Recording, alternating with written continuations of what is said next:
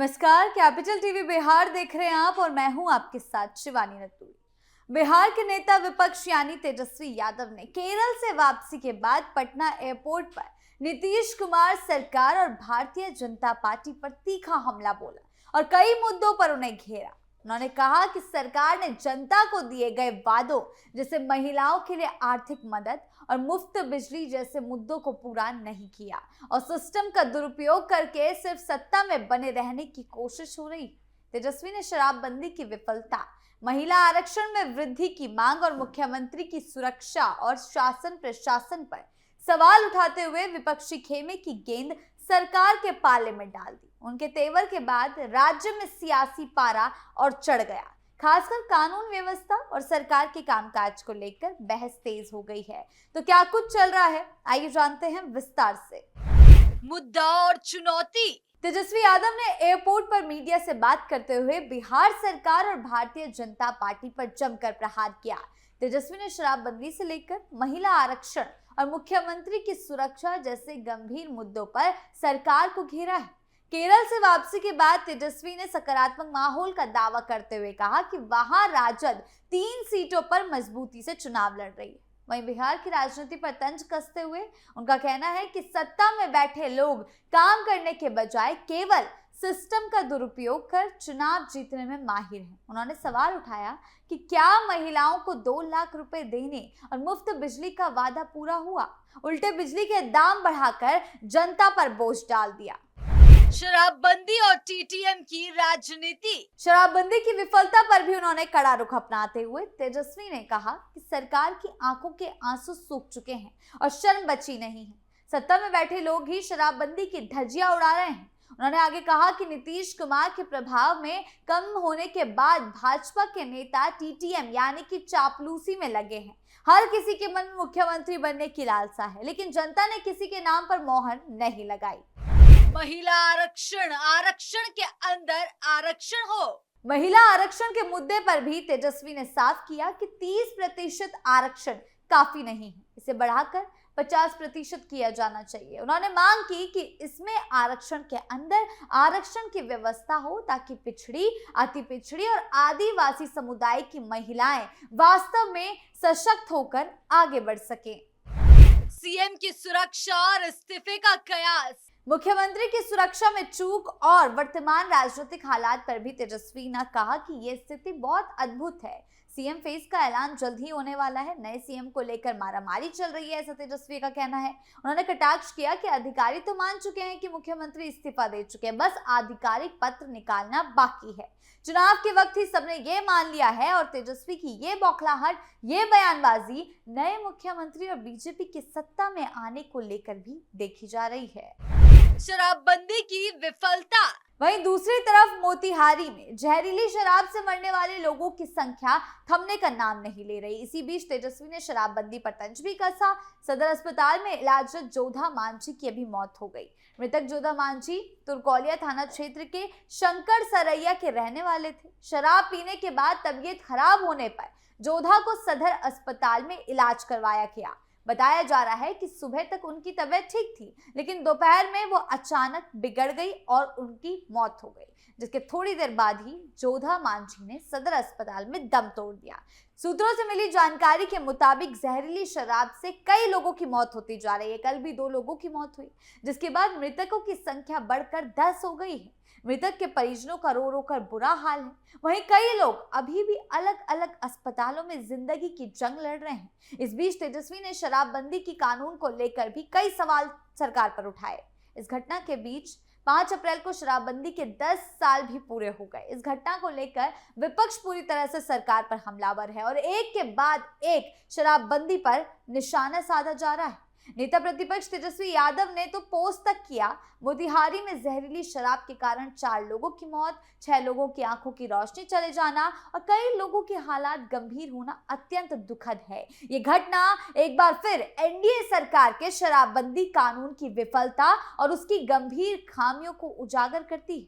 हालांकि ये बिल्कुल पहली बार नहीं। उन्होंने आगे कहा कि उपलब्ध आंकड़ों के अनुसार शराबबंदी लागू होने के बाद से अब तक बिहार में जहरीली शराब से 1300 से ज्यादा लोगों की मौत हो चुकी है। ये तो केवल सरकारी आंकड़ा है, हकीकत में ये संख्या उससे कई ज्यादा है। बिहार की राजनीति में घमासान।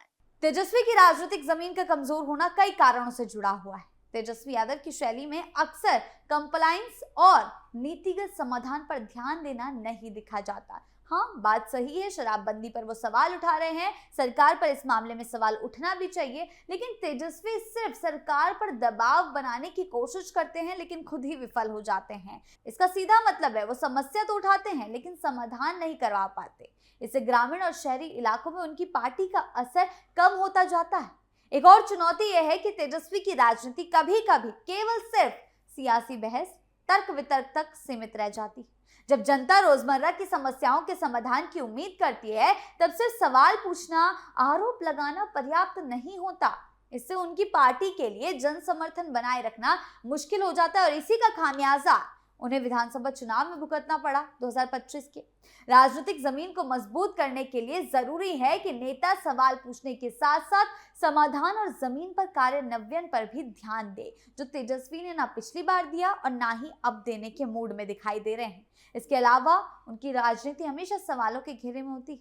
कभी कभी उनके राजनीतिक विरोधियों के लिए ये एक रणनीतिक अवसर बन जाती है। जब कोई नेता लगातार सिर्फ आलोचना पर ध्यान दे, सरकार को घेरे, तो विपक्ष इसका फायदा उठाकर अपने कामकाज और उपलब्धियों को बेहतर तरीके से पेश कर सकता है।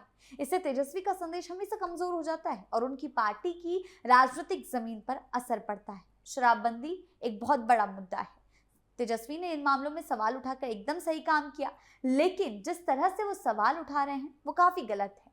हमारे देश में कई जगहों पर शराब की बिक्री और सेवन पर रोक होती है, लेकिन फिर भी लोग अवैध रूप से शराब का सेवन करते हैं। इसका कारण यह है कि निचले स्तर पर, यानी कि गांव या शहर के छोटे छोटे इलाकों में पुलिस और प्रशासन पूरी तरह कानून का पालन नहीं कराते और तेजस्वी को इसके खिलाफ मोर्चा उठाना चाहिए। कई बार पुलिस भी निगरानी में लापरवाही करती है, जिसके कारण शराब का अवैध कारोबार बढ़ जाता है। इससे समाज में कई समस्याएं पैदा होती है, जैसे परिवार टूटना, घरेलू हिंसा, सड़क हादसे, अपराध का बढ़ना। सरकार को चाहिए कि वो इस मुद्दे को गंभीरता से ले और शराबबंदी को लागू करने के लिए सख्त कानून बनाए। ये शराबबंदी का मुद्दा एक ऐसा मुद्दा है जिस पर हमेशा नीतीश सरकार मात खाती हुई दिखाई देती है। सिर्फ कानून बनाना काफी नहीं है, इसे सही तरीके से लागू कराना जरूरी है। अगर कानून सख्त होगा, पुलिस सही ढंग से उसका पालन करेगी, तो अवैध शराब का कारोबार और इसके कारण होने वाले अपराधों में कमी आएगी। इस पर सरकार को जोर देना होगा, निचले स्तर पर लापरवाह अधिकारियों पर शिकंजा कसना होगा।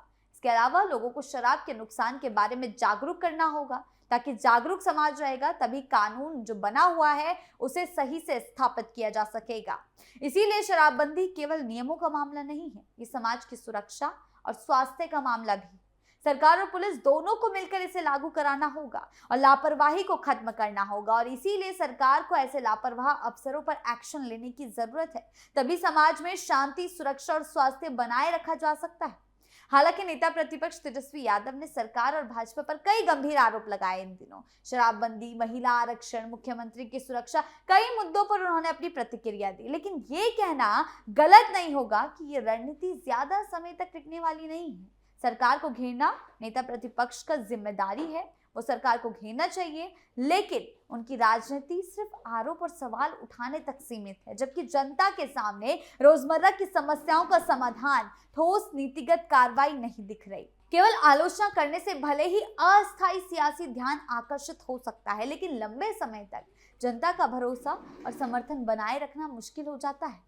इसके अलावा विपक्ष की इस शैली से सरकार को भी मौका मिलता है कि वो अपनी उपलब्धियों, नीतियों को बेहतर ढंग से पेश कर सके, जिससे तेजस्वी के संदेश की प्रभावशीलता कम हो जाती है। इसीलिए ये साफ है कि केवल घेरने की राजनीति, सवालों की राजनीति थोड़े समय के लिए आपको सुर्खियों में रख सकती है, लेकिन वास्तव में राजनीतिक जमीन पर इसे स्थायी असर डालने के लिए योजनाओं का कार्यान्वयन का, लोगों की समस्याओं का समाधान पर ध्यान देना होगा। अगर ऐसा नहीं किया गया तो ये रणनीति अंत में जनता के बीच कमजोर पड़ जाएगी और राजनीतिक लाभ पूरी तरह से कम मिलेगा। तेजस्वी यादव को अपनी राजनीति में सुधार करना बहुत जरूरी है। अगर वो अपनी सियासी जमीन मजबूत करना चाहते हैं तो जनता का भरोसा जीतना होगा। सिर्फ सरकार को घेरने भर से काम नहीं चलेगा। केवल सवाल उठाना, करना, सरकार को घेरने की राजनीति पर निर्भर नहीं रहा जा सकता।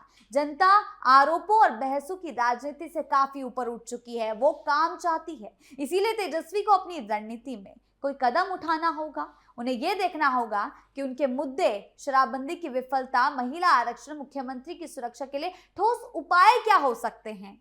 आपने समस्या तो रख दी, लेकिन आपको उपाय भी देने होंगे। जनता के सामने उनका साफ रोड मैप पेश करना होगा ताकि जनता आपको चुनने के बारे में थोड़ा सोचे।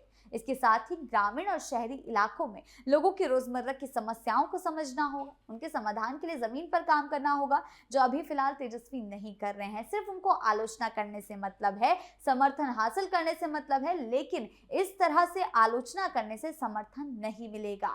पार्टी के अंदर मजबूती लानी होगी। जिस तरीके से टूट फूट चल रही है, विधायक नाराज चल रहे हैं, उन्हें मनाना होगा, कार्यकर्ताओं को एक्टिव करना होगा, जनता के बीच सीधे संपर्क बनाना होगा। नहीं तो अगर उन्होंने ऐसा नहीं किया तो उनकी नैया पूरी तरह से डूब जाएगी।